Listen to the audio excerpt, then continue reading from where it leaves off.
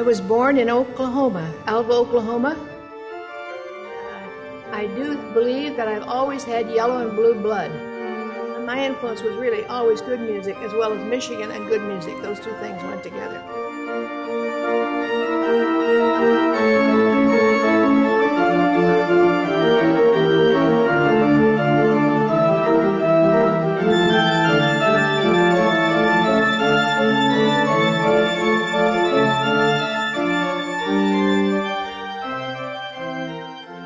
My mother was an organist, and so I always went with her to church when she practiced, or even when she played the organ. I was there to turn the pages or to watch her, and it never occurred to me that I'd do anything else but play the organ. I played for the Kennedy Memorial, of course.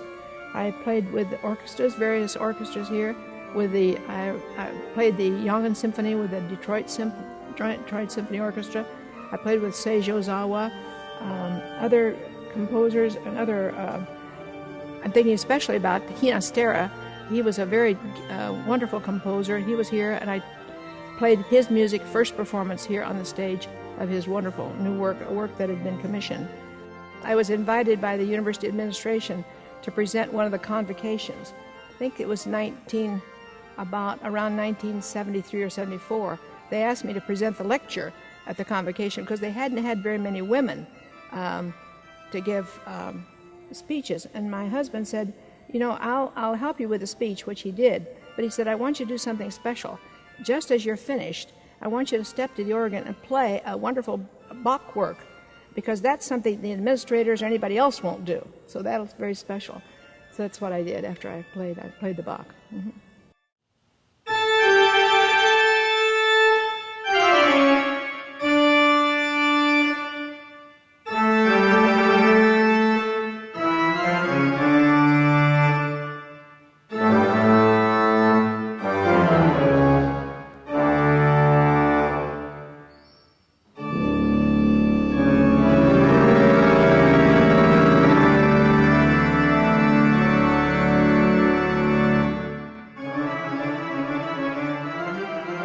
One of my favorite experiences in coming to the University of Michigan was early on when at the graduate honors convocation I had an opportunity to hear our legendary organ teacher, Marilyn Mason, who, for those who know her, know absolutely charming, warm, delightful person with a wonderful twinkle in her eye and sense of humor.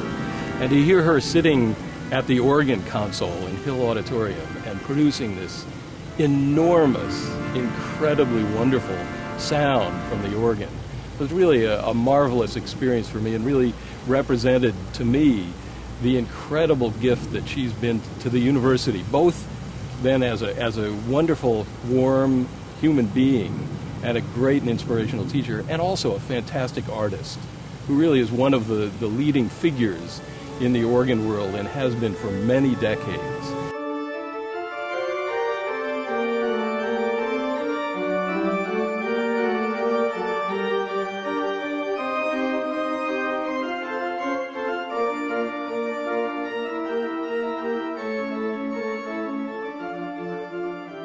In my music, I look upon myself as kind of what I call a generalist. That means that you're a performer of different styles. I love Bach, of course. I did all the works of Bach twice, and I still come back and teach those all the time, but I do like the 19th century very much, and I love the 20th century because I'm a person of the 20th century. And that's one of the reasons that I've commissioned over 70 works for the organ. One thing I've learned about music, which is very challenging, that every time you go to play it again, whatever the piece is, you go to recreate it again. You have to do it again. Just like when we get up each day, we have to go through that day and recreate it again.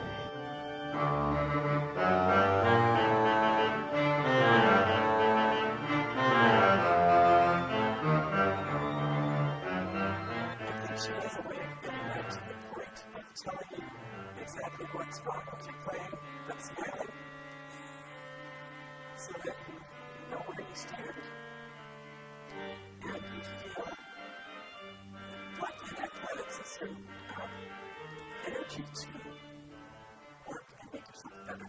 She inspires and instills it in her students, and she's been my idol for decades, and I'm always listening when she describes how to do something, she just looks, and the wheels are turning, and she's thinking, how can we make this work? How can we make this work?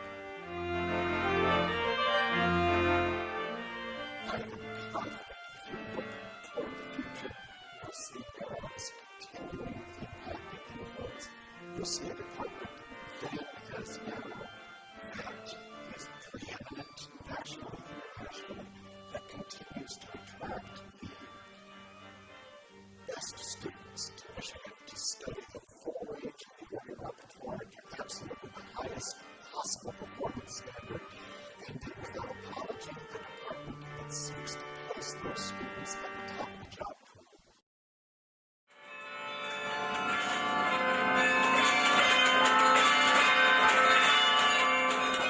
It's always impressed me to pursue my passions as an artist. She's led so far and continues to lead a fascinating, prolific career as an artist, and as a friend, and as a philosopher. When someone has had a career as long as Marilyn's at a university, they're able to affect the life of a program in a way that people here for a shorter amount of time couldn't possibly hope to. She's been here for 6 decades and has really seen the organ program, and for that matter the whole school, through many, many periods of growth and change. And in that process she's established an organ program really second to none, and one which really, because of her tremendous program building and also her incredible generosity to the school and to the organ program in terms of support for students and scholarships, she's been able to assure that the organ program at the University of Michigan will be one of tremendous distinction well into the future. I feel like I've been very fortunate, but a lot of life is timing, and you have to be very aware of timing. If certain things happen, you should grab the instance. Carpe diem, seize the day. Always, the timing won't always be perfect, but when it is a certain moment, go ahead and take it, do it.